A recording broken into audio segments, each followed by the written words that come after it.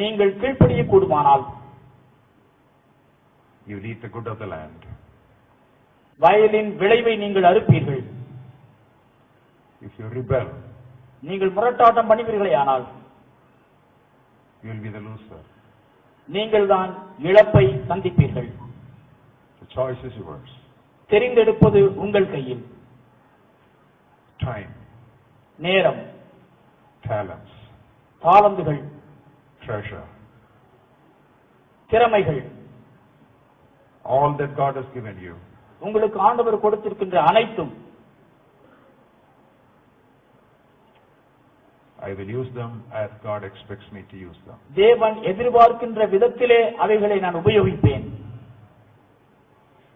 Forgive me, Lord, for wasting my life in unimportant, non-important things. முக்கியம் இல்லாத காரியங்களிலே என்னுடைய நேரத்தை விரயமாக்கினதற்கு ஆண்டவர்